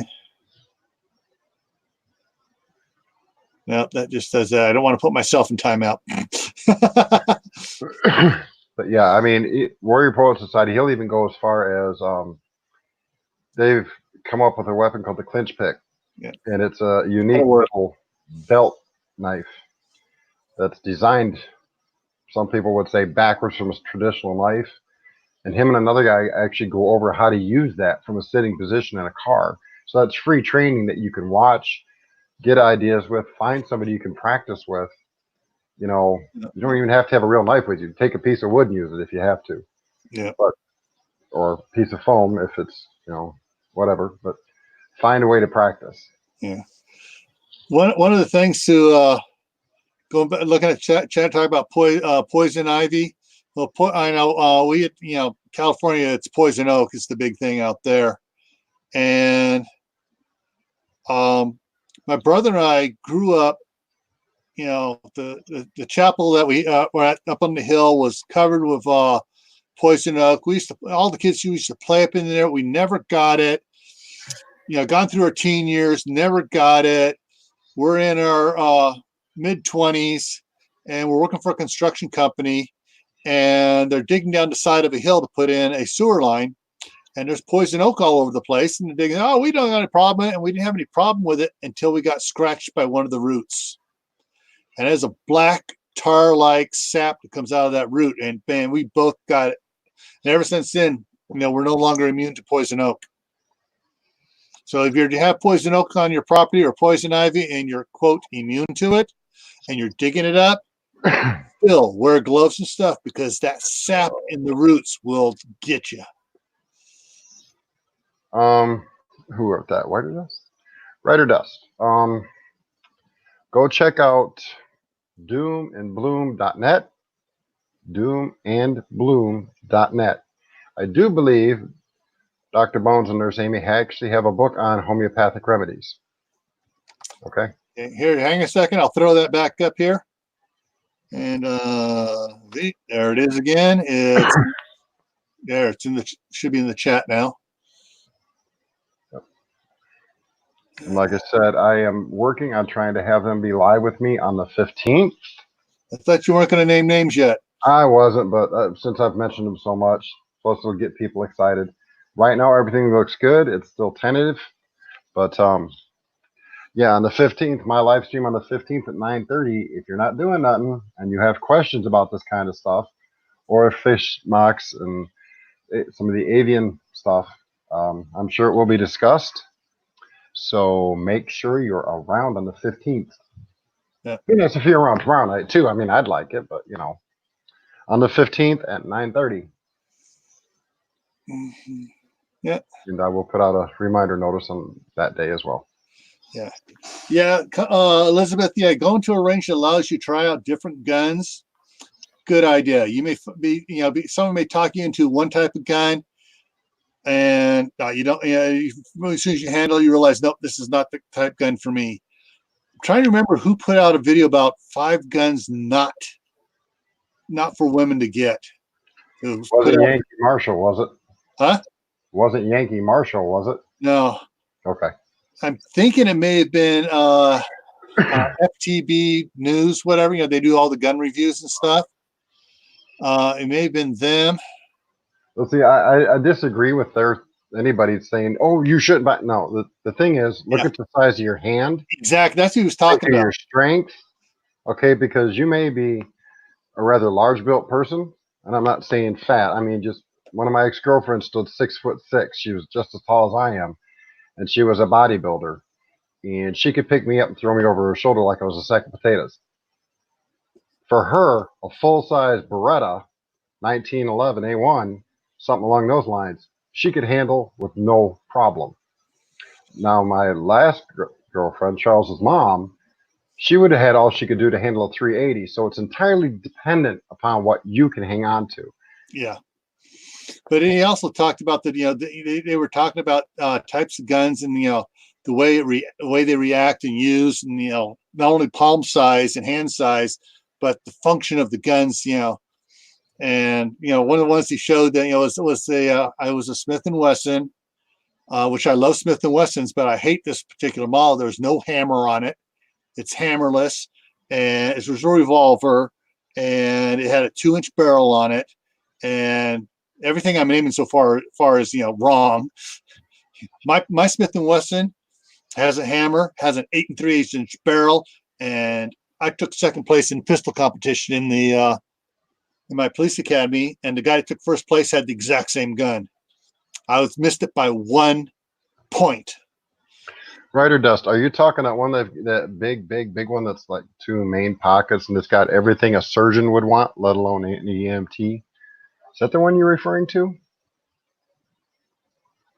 Because that's on my wish list. I'll probably never get it, but it's on my wish list. Would you like to know what we're talking about, Gil? First aid bag. Yeah, it is the ultimate first aid bag.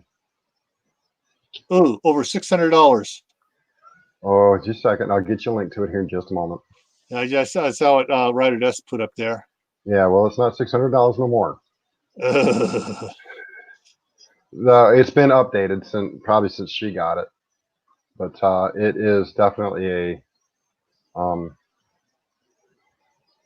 it's a grid down absolute must-have for any group.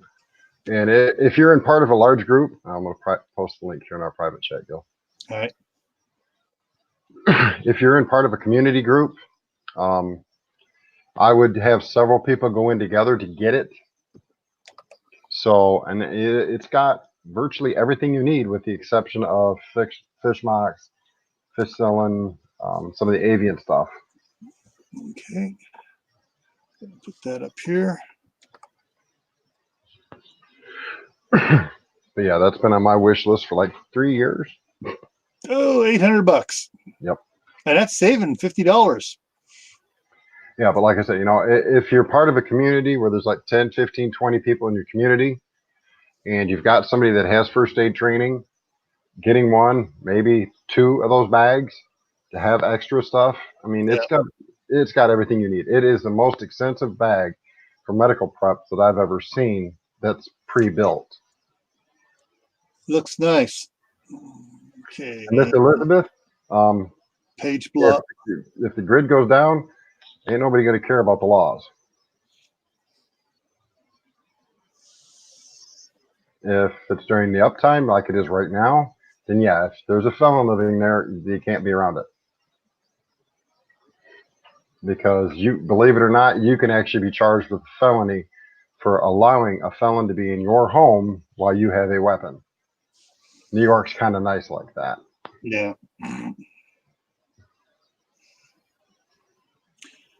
Another brewing pot of the tainted Kool-Aid. Oh, that stuff's been tainted for so doggone long. Yeah, but they brew it there like they do in San Francisco. Yep. That's why when I drove truck, New York was the last state I wanted to go to. I actually threatened to quit 2 different companies when they tried to send me to New York. So I'll stop at Pennsylvania line and walk home. You wouldn't dare. You want to bet? My maps do not go any further east than Pennsylvania. That's it. Yep. There's no maps in my atlas. No, I wasn't kidding. I literally ripped them out of my atlas. All righty. Let me double check one other thing here. I would check with local communities on preparedness in your area to see if they have knowledge of them. I am not aware of any in New York, but I do know there is some. Yeah. But I think the best ones you're going to find would be the ones that are in Pennsylvania at the moment, until Pennsylvania passes its current laws that it's trying to pass, which will then make that a bad idea, and then you'll have to come to Ohio and West Virginia. Michael. Yeah, a lot of people call California California. Unfortunately, there are snowflakes out there that get hurt every time somebody says something mean about their home state. Yeah. If I got me, I was born there. My dad was born there. I have every right to call it the pink snowflake California state. Yeah. I can't wait till my wife gets out of there. But hey, she's pulling down almost $100,000 a year. Evening, Modern Refugee. How are you?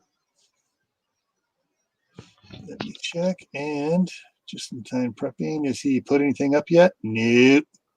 Not a thing. No, I think he forgot about it and went to sleep. Very possible. Yeah. Well, if he's that tired, he needs to wake him up. Don't wake him up. No, his wife's already said she won't wake him up. Yeah, and it is. How many we got in here right now? We're at 12. 12. All right. Well, let me pull something here real quick here, guys. Where is it? Videos, and I'll be back. Just don't pull that string I tied to the back of your table. You will not like the result. Tuesday night chat. No, yeah, he usually does a Tuesday night chat at 10, but he was moving it to 9, so I moved mine up. Now here it is on a personal note. So let me go ahead and pull this up, guys. I'm going to post the link in here. It's to Will's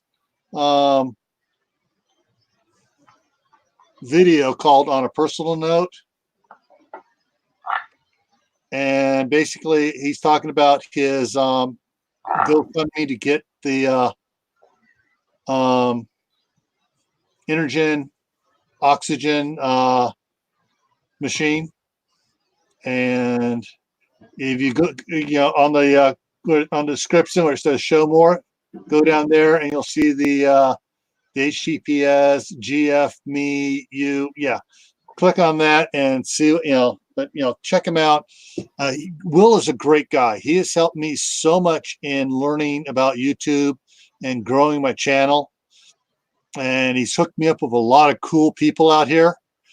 Probably hooked me up with a lot of you. And so, in fact, I know he hooked me up with Steve, Corsair Trainers, and with Dave at Southern Ohio Prepping. So yeah, he's a really great guy. Uncle And Al hasn't been feeling that great there, Miss Elizabeth. yeah, he was in one live stream last week, but I think it was Friday night. He came in on my Friday night live. But yeah, he's been yeah. He even says himself in some of his videos he's been having problems. So Just say a prayer for him if you pray. hey, Grace Andrews. Yeah, I'm was born in Glendale, California, and spent most of my life though up in the Bay Area in Contra Costa County. Yeah. All right, so we're at 2 hours. So I'm going to go ahead and pull the plug on it, everybody. So if you get a chance, so go over and look at that link I posted up there. There is again for Will's little thing, because yeah, he's his big oxygen machine that's non-portable, and his bottles have really kept him from getting out and being active, and he needs to get out and be active more. Alrighty. Yeah, he'll start feeling better once he can start getting more active. Yeah. All right, guys. Tomorrow night is Dave's live at 7:30 Mountain, 9:30 Eastern. Right, Dave? Yep. Okay. And it'll be pretty much open chat. Bring your questions. Make sure you type them in capital, so us old folks like me who are half blind can't miss them. Yep. All righty. See you all tomorrow night, hopefully over there at SOP, Southern Ohio Prepping. All right. Bye. All right, God bless. Be safe.